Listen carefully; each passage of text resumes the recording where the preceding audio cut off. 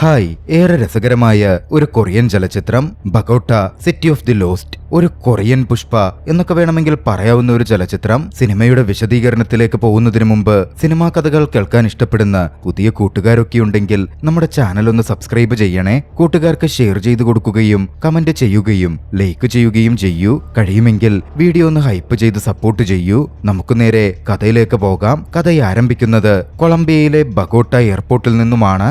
Wang എന്ന പേരുള്ള ഒരു ചെറുപ്പക്കാരനെ നമ്മൾ പരിചയപ്പെടുന്നു. അവൻ തന്റെ മാതാപിതാക്കളോടൊപ്പം കൊറിയ വിട്ടങ്ങോട്ടേക്ക് വന്നെത്തിയതായിരുന്നു.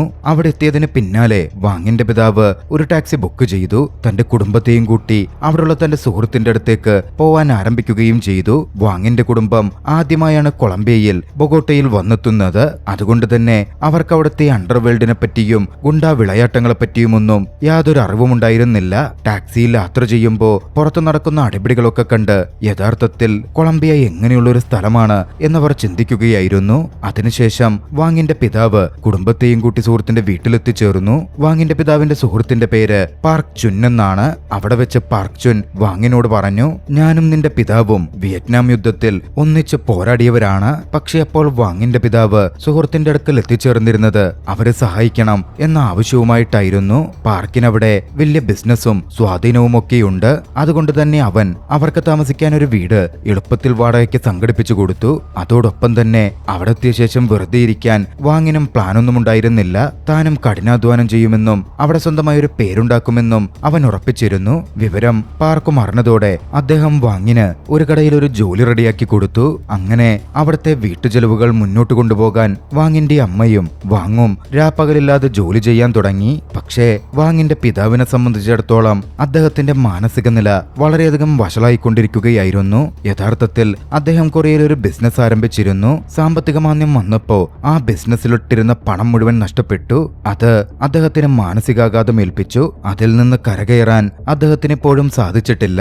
വാങ്ങിന്റെ പിതാവ് പോകുന്ന കടകളിലെല്ലാം എന്തെങ്കിലുമൊക്കെ പ്രശ്നങ്ങൾ ഉണ്ടാക്കിക്കൊണ്ടിരുന്നു. എന്നാൽ പാർക്ക് ചുന്നുള്ളത് കൊണ്ട് മാത്രമായിരുന്നു അതിൽ നിന്നൊക്കെയും ഊരിപ്പോരാൻ സാധിച്ചത്. ഒരു ദിവസം രാത്രിയിൽ പാർക്ക് വാങ്ങിനടുക്കൽ പറഞ്ഞു, നീ നിന്റെ പിതാവിനെ പോലെയല്ല എന്നെനിക്കറിയാം. ഞാൻ കുറെ ദിവസങ്ങളായി നിന്നെ ശ്രദ്ധിക്കുകയായിരുന്നു. നീ വളരെ ശ്രദ്ധയോടെ ജോലി ചെയ്യുന്നുണ്ട്. നിന്നെ വിശ്വസിക്കാനും കൊള്ളാം. നീ വിശ്വാസയോഗ്യനായതുകൊണ്ട് ഇനി മുതൽ എന്റെ വകയായി നിനക്ക് മറ്റൊരു ജോലി തരാൻ ഞാൻ ആഗ്രഹിക്കുന്നുമുണ്ട്. പാർക്ക് അത് പറഞ്ഞത് വളരെ സീരിയസ് ആയിട്ടായിരുന്നു. പറഞ്ഞതിന് പിന്നാലെ പാർക്ക് വാങ്ങിനെ കടയിലെ ചെറിയ ജോലികളിൽ നിന്നും മാറ്റി തന്റെ ഒരു ട്രക്ക് ഡെലിവറി ജോലിയിൽ നിയമിച്ചു. ആ ട്രക്ക് വഴിയായിരുന്നു അയാളുടെ ഡെലിവറി ബിസിനസ് ഒക്കെ നടന്നിരുന്നത്. പിന്നാലെ സുയാങ് എന്ന പേരുള്ള ഒരു വ്യക്തിയെ നമ്മൾ പരിചയപ്പെടുന്നു. പാർക്കിന്റെ കൂടെ തന്നെ ജോലി ചെയ്യുന്ന വ്യക്തിയാണ് അദ്ദേഹം. അവരുടെ ഡെലിവറി ടീമിന്റെ ഒരു ലീഡർ എന്ന് വേണമെങ്കിൽ പറയാം. പാർക്കിന്റെ ഡെലിവറി ജോലി നടന്നിരുന്നത് പലപ്പോഴും ചെക്ക് പോസ്റ്റുകളും മറ്റും താണ്ടിക്കൊണ്ടായിരുന്നു. ഈ ജോലി പൂർത്തിയാക്കാൻ എപ്പോഴും അവരുടെ മുന്നിൽ സുയാങ് ഉണ്ടാകും. ഓരോ തവണയും ചെക്ക് പോസ്റ്റുകളിൽ എത്തി പോലീസുകാർക്ക് കൈക്കൂലി കൊടുക്കുക എന്നതൊക്കെയായിരുന്നു സുയാങ്ങിന്റെ പ്രധാന ജോലി. യാഥാർത്ഥ്യത്തിൽ അവർ പുറത്തുനിന്ന് കൊളംബിയയിലേക്ക് നിയമവിരുദ്ധമായ വസ്തുക്കളായിരുന്നു സ്മഗിൾ ചെയ്തിരുന്നത്.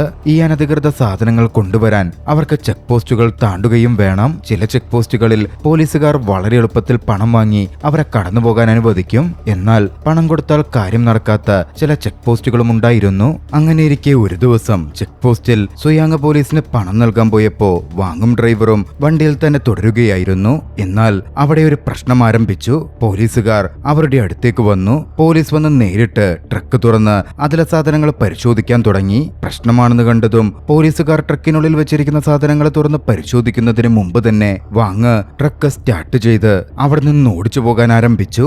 അതേസമയം സുയാങ്ങിനെ പോലീസുകാർ പിടികൂടുകയും ചെയ്തിരുന്നു. പിന്നാലെ നടന്നത് ഒരു ചേസിംഗ് ആയിരുന്നു. വാങ് ആ ട്രക്കുമായി അവിടെ നിന്ന് രക്ഷപ്പെടാൻ ശ്രമിച്ചു. പിന്നിൽ പോലീസുണ്ട്. ഇതിനിടയിൽ അബദ്ധത്തിൽ തുറന്നു കിടന്നിരുന്ന ട്രക്കിലെ ബാക്ക് ഭാഗം വഴി ബാഗുകളും മറ്റും പുറത്തേക്ക് വീണു. അതിൽ നിന്നും കുറേയധികം വസ്ത്രങ്ങളും പുറത്തേക്ക് തെറിച്ചു വീഴുന്നുണ്ടായിരുന്നു. അപ്പോഴാണ് ഒരു കാര്യം വ്യക്തമാകുന്നത്. അവർ യഥാർത്ഥത്തിൽ കടത്തിക്കൊണ്ടിരുന്നത് സ്ത്രീകളുടെ അടിവസ്ത്രങ്ങളായിരുന്നു. ഒരുപാട് ഫാഷനുള്ള വസ്ത്രങ്ങളൊന്നും കൊളംബിയയിൽ അനുവദിച്ചിരുന്നില്ല. അതെല്ലാം അവിടെ ആ സമയത്ത് നിയമവിരുദ്ധമായിരുന്നു. പോലീസ് വാങ്ങിന്റെ പുറകെ തന്നെ വന്നു. അമിത വേഗതയിലായിരുന്നതുകൊണ്ട് വാങ്ങിന് ആ ട്രക്ക് നിയന്ത്രിക്കാനും കഴിഞ്ഞില്ല.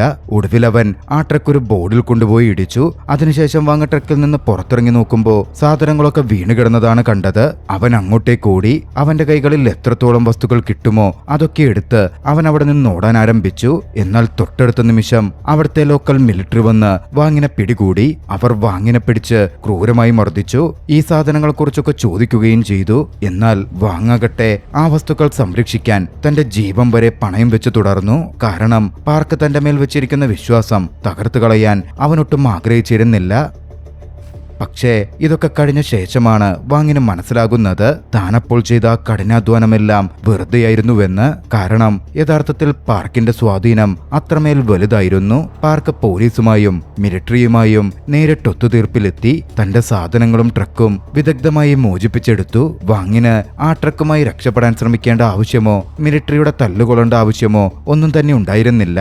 എന്തായാലും സാധനങ്ങളൊക്കെ തിരികെ ലഭിച്ചതുകൊണ്ട് അവിടെ പാർക്കിന്റെ നേതൃത്വത്തിൽ ഒരു പാർട്ടി നടന്നു. ആ ബിസിനസ്സിൽ പണം നിക്ഷേപിച്ച എല്ലാവരും പാർട്ടിയിൽ പങ്കെടുത്തിരുന്നു. അവിടെയുള്ളവരെല്ലാവരുമാകട്ടെ വാങ്ങ് കാണിച്ച ധീരതയിലും വളരെയധികം സന്തുഷ്ടരായിരുന്നു. അവിടെ വെച്ച് സുയാങ് പറഞ്ഞു, ഇനി മുതൽ നിനക്കെന്നെ ധൈര്യമായിട്ട് സഹോദര എന്ന് വിളിക്കാം. അതിന്റെ അടുത്ത ദിവസം മുതൽ തന്നെ വാങ് അവരുടെ കൂടെ സാധനങ്ങൾ വീണ്ടും കടത്തുവാൻ പോയി തുടങ്ങി. അതും സ്ഥിരമായിട്ട് എല്ലാ ചെക്ക് പോസ്റ്റുകളിലും പണം നൽകി അവർ തങ്ങളുടെ സാധനങ്ങൾ കൊളംബിയയ്ക്കുള്ളിലേക്ക് എത്തിച്ചുകൊണ്ടേയിരുന്നു. ആ രീതിയിൽ ഏതാനും വർഷങ്ങൾ പോയതോടെ അവരുടെ ബിസിനസ് വളരെ വലുതായി മാറി. വെറുതെ നോക്കിയാൽ പോലും അവരുടെ വളർച്ച അത്രമേൽ വിസിബിൾ ആയിരുന്നു. ഇത്രയും നാളുകൾ അവരുടെ കൂടെ ജോലി ചെയ്തതോടെ വാങ്ങും അവരുമായി വളരെയധികം മടുത്തു കഴിഞ്ഞു. അങ്ങനെയിരിക്കെ ഒരു ദിവസം സംസാരിക്കുന്നതിനിടയിൽ സുയാങ് വാങ്ങിനോട് പറഞ്ഞു, ഇനി മുതൽ എനിക്ക് സ്വന്തമായി ഒരു ജാക്കറ്റ് ബിസിനസ് ആരംഭിക്കണം. പക്ഷേ സുയാങ് പറഞ്ഞു, തന്റെ ഈ ജാക്കറ്റ് ബിസിനസിനെ കുറിച്ച് പാർക്കിനോട് പറയാൻ ഞാൻ ആഗ്രഹിക്കുന്നില്ല.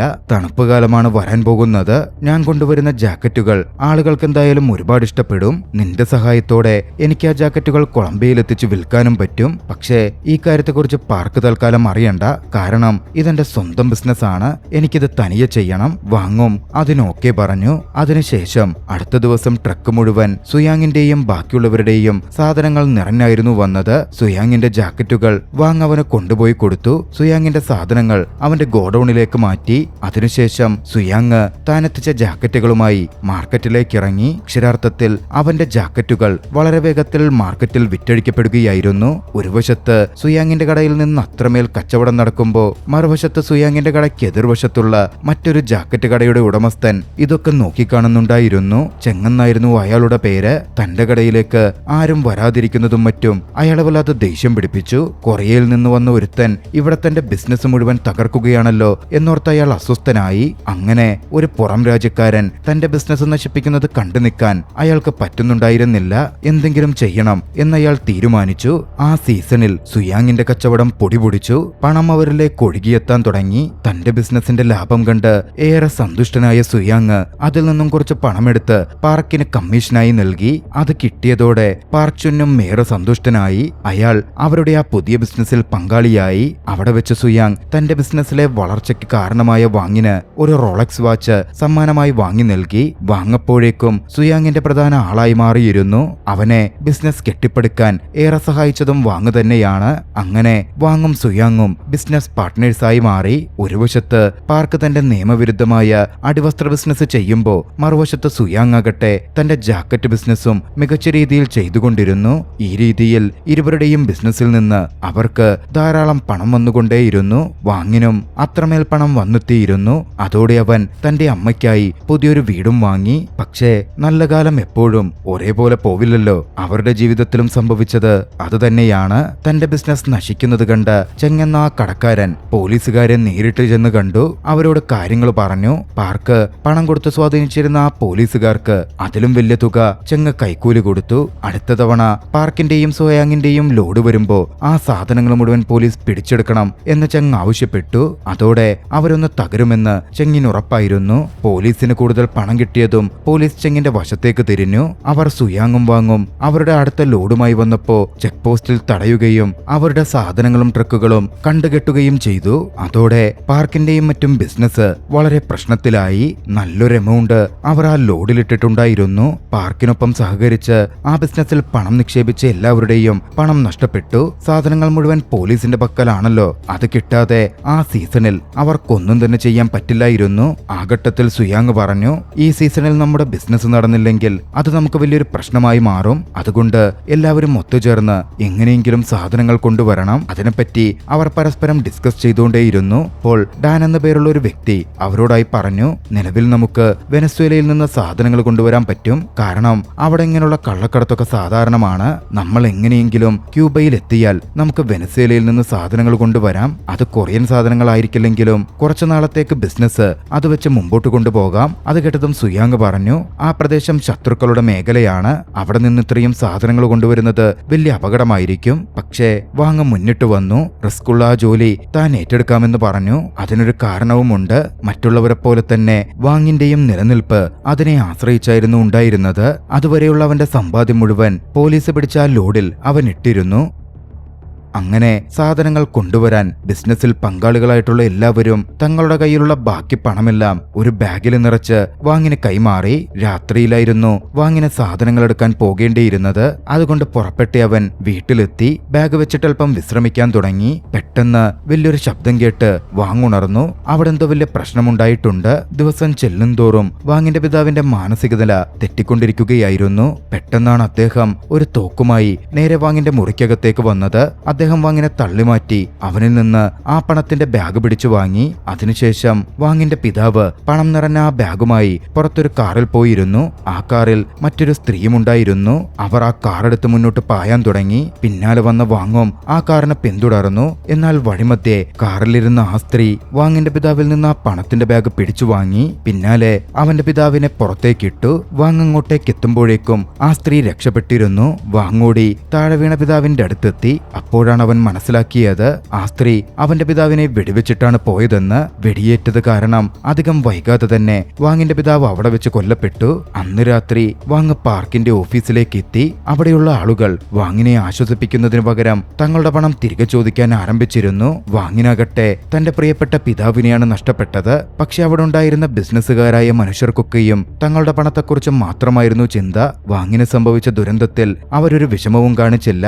അവർ അങ്ങനെ പണം മാത്രം ചോദിച്ചുകൊണ്ടിരുന്നപ്പോ വാങ്ങിനും കടുത്ത ദേഷ്യം വന്നു. അവൻ അവർക്കെതിരെ തിരികെ പ്രതികരിച്ചു. അടുത്ത ദിവസം വാങ് തന്റെ പിതാവിന്റെ അന്ത്യകർമ്മങ്ങൾക്കായി പോയി. ആ സമയം സുയാങ് അങ്ങോട്ടേക്കെത്തി. അവൻ വാങ്ങിനടുക്കൽ കുറച്ച് പണം നൽകിയിട്ട് പറഞ്ഞു, ഈ പണം കൊണ്ട് ഇവിടെ നിന്ന് ദൂരേക്ക് എവിടേക്കെങ്കിലും നീ രക്ഷപ്പെട്ടു പൊക്കോ, അതായിരിക്കും നിനക്ക് നല്ലത്. എന്നാൽ അപ്പോഴേക്കും ഡാൻ അങ്ങോട്ടേക്ക് വന്നു. അവൻ പറഞ്ഞു, നമ്മുടെ സാധനങ്ങളൊക്കെ ആരാ മോഷ്ടിച്ചതെന്ന് കൃത്യമായി മനസ്സിലായിട്ടുണ്ട്. ആ ചെങ്ങാണ് പിന്നിൽ നിന്ന് കളിച്ചത്. പോലീസുകാരൊക്കെ അവന്റെ ആളുകളായി മാറി. നമ്മുടെ സാധനങ്ങളൊക്കെ പോലീസുകാർ പിടികൂടി ചെങ്ങിന കൈമാറിയിട്ടുള്ളത്. ചെങ്ങ് നമ്മുടെ സാധനം മുഴുവൻ അവന്റെ ഗോഡൌണിൽ സൂക്ഷിച്ചിരിക്കുകയാ. പോലീസിന് അവൻ നന്നായിട്ട് പണം എറിഞ്ഞിട്ടുണ്ട്. അതുകൊണ്ട് പോലീസും അവന്റെ കൂടെ തന്നെയാണ്. വാങ്ങിന് ആ വിവരം അറിഞ്ഞാൽ മതിയായിരുന്നു. ആ വിവരം അറിഞ്ഞതിന് പിന്നാലെ വാങ്ങ് രാത്രിയിൽ തന്റെ ട്രക്കുമായി ചെങ്ങിന്റെ ഗോഡൌണിലെത്തി. അവൻ അവിടെയുള്ള ചെങ്ങിന്റെ ആളോട് പറഞ്ഞു, എന്നെ ചെങ്ങയച്ചതാണ്, സാധനങ്ങൾ എടുക്കാൻ വന്നതാ. അതും പറഞ്ഞതിനു ശേഷം അവൻ അയാൾക്ക് കുറച്ച് പണം കൊടുത്തു. എന്നാൽ അതിനുശേഷം അയാളുടൻ ഫോൺ വിളിച്ച് ബാക്കി ട്രക്കുകൾ എപ്പോഴാണ് വരികയെന്ന് ചോദിക്കുന്നുണ്ടായിരുന്നു. അത് ചോദിച്ചതിന് പിന്നാലെ വാങ് അയാളെ കടന്നാക്രമിച്ചു, ക്രൂരമായി മർദ്ദിച്ചു. അപ്പോഴേക്കും അയാളുടെ സുഹൃത്തും അങ്ങോട്ടേക്ക് കടന്നു വന്നു. വാങ് ഒട്ടും മടിച്ചില്ല. അവൻ അടുത്തു ചെന്ന് അയാളെയും ക്രൂരമായി തല്ലിച്ചതച്ചു. കുറച്ചു കഴിഞ്ഞപ്പോ വാങ്ങിന്റെ ആളുകളെല്ലാം തങ്ങളുടെ ട്രക്കുമായി അവിടെ എത്തി. അവർ ഗോഡൌണിൽ നിന്ന് സാധനങ്ങൾ മുഴുവൻ ട്രക്കിൽ കയറ്റി. പിന്നാലെ അവിടെ നിന്ന് രക്ഷപ്പെടുകയും ചെയ്തു. വാങ്ങിന്റെ ആ പ്രവൃത്തി കാരണം എല്ലാ ബിസിനസ്സുകാർക്കും പണം നിക്ഷേപിച്ചവർക്കും അവർക്ക് വേണ്ട വസ്തുക്കൾ ലഭിച്ചു. വൈകാതെ ആ വിവരം ചെങ്ങിന്റെ ചെവിയിലെത്തി. ചെങ്ങ് ദേഷ്യം കൊണ്ട് വിറച്ചിരുന്നു. അയാൾ ഒരു തോക്കുമായി പാർക്കിന്റെ ഓഫീസിലേക്ക് അതിക്രമിച്ചു കയറി. പാർക്കിന്റെ തലയിൽ തോക്ക് ചൂണ്ടി അവനെ കൊല്ലുമെന്ന രീതിയിൽ ഭീഷണിപ്പെടുത്തി നിന്നു. അപ്പോൾ പാർക്ക് പറഞ്ഞു, നിനക്കെന്തോ തെറ്റിദ്ധാരണ ഉണ്ടായിട്ടുണ്ട്, ഇതൊന്നും ഞാൻ ചെയ്യിച്ചതല്ല. ഇതേസമയം മറുഭാഗത്ത് വാങ്ങാകട്ടെ പാർക്കിനെ കാണാൻ വേണ്ടി അദ്ദേഹത്തിന്റെ അടുത്തേക്ക് വന്നുകൊണ്ടിരിക്കുകയായിരുന്നു. ആ സമയം തന്നെ ആരോ പിന്തുടരുന്നതായി കൃത്യമായി വാങ്ങിന് തോന്നി. യഥാർത്ഥത്തിൽ അയാൾ വാങ്ങിനെ കൊല്ലാനായി വന്നതായിരുന്നു. വാങ് മരിക്കുമെന്ന ഘട്ടത്തിൽ അയാളുടെ തോക്കിൻ മുനയിലായി. വാങ് വല്ലാതെ ഭയന്നിരുന്നു. കഥ അവിടെ നിന്നും വീണ്ടും പാർക്കിലേക്ക് തിരിയുന്നു. ചെങ്ങ് പാർക്കിനടുക്കൽ പറഞ്ഞു, ആ ചെറുപ്പക്കാരനെ എനിക്ക് തന്നേക്ക്, ബാക്കി ഞാൻ നോക്കിക്കോളാം. അവർ സംസാരിച്ചു കൊണ്ടിരിക്കുമ്പോൾ തന്നെ വാങ് അവിടേക്ക് എത്തി. അവൻ ആദ്യം വളരെയധികം ശാന്തനായി അവിടെ ഒരു കസേരയിൽ വന്നിരുന്നു. എന്നിട്ട് ചെങ്ങിനോട് പറഞ്ഞു, നീ എനിക്ക് പുറകെ അയച്ച ആ വാടക ഗുണ്ടകൾക്ക് ഞാൻ ഇരട്ടി പണം നൽകി. അവർ എന്നെ വെറുതെ വിട്ടു. ഇപ്പോ ഞാൻ അവരെ നിനക്കെതിരെ വിട്ടിട്ടുണ്ട്. യഥാർത്ഥത്തിൽ വാങ്ങിയെ ഇല്ലാതാക്കാൻ വേണ്ടി കൊട്ടേഷൻ അയച്ചത് ചെങ്ങ് തന്നെയായിരുന്നു. എന്നാൽ എന്നാൽ വാങ് ഒരു പടി കൂടി കടന്നു ചിന്തിച്ചു. വാങ് ആ കൊട്ടേഷൻകാർക്ക് കൂടുതൽ പണം നൽകി തന്റെ പക്ഷത്താക്കി മാറ്റി. അതേ ആളുകൾ ചെങ്ങിനെ എതിരിടാൻ അവിടെ എത്തിച്ചേർന്നിരുന്നു. വൈകാതെ ചെങ്ങ് വെടിയേറ്റ് കൊല്ലപ്പെട്ടു. അവിടെ നിന്ന് പോകുന്നതിന് മുമ്പ് വാങ് പാർക്കിനോട് പറഞ്ഞു, ഇനി എനിക്ക് ഈ ബിസിനസ് ഇതിലും വലുതാക്കണം. പിന്നീട് വാങ് തന്റെ തീരുമാനങ്ങളുമായി മുന്നോട്ടു പോയി. ആദ്യം തന്നെ അവൻ തന്റെ പിതാവിനെ കൊന്ന സ്ത്രീയെ ഈ ലോകത്ത് നിന്നേ പറഞ്ഞയച്ചു. ചെങ്ങിന് സംഭവിച്ചത് കണ്ട് പാർക്കും ഭയന്നതോടെ മിണ്ടാതായി. പിന്നീട് അങ്ങോട്ടേക്ക് ആ ബിസിനസ് മുഴുവൻ വാങ് അടക്കി ഭരിക്കാൻ ആരംഭിച്ചു. ആ രീതിയിൽ ഏകദേശം 3 വർഷങ്ങളങ്ങ് കടന്നുപോയി. എന്നാൽ ഈ 3 വർഷങ്ങൾക്ക് ശേഷം കൊളംബിയൻ സർക്കാർ ഒരു ആന്റി സ്മഗ്ലിംഗ് ആക്ട്, കള്ളക്കടത്ത് വിരുദ്ധ നിയമം കൊണ്ടുവന്നു. ആ നിയമം കള്ളക്കടത്ത് നടത്തുന്ന എല്ലാ സാധനങ്ങളും പിടിച്ചെടുക്കപ്പെടും എന്ന തരത്തിലുള്ളതായിരുന്നു. മാത്രമല്ല അങ്ങനെയുള്ള കള്ളക്കടത്ത് സാധനങ്ങൾ ആർക്കും വാങ്ങാനോ വിൽക്കാനോ സാധിക്കുകയുമില്ല.